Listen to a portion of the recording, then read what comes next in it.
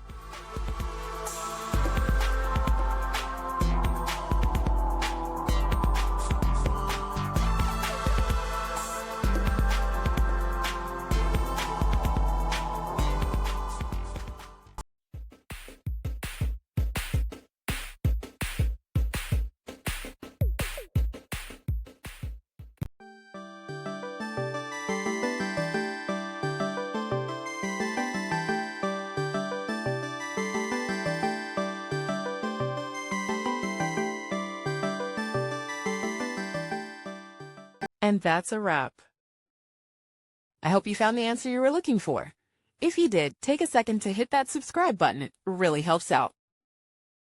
And let me know in the comments which solution worked best for you. See you next time in the debug zone.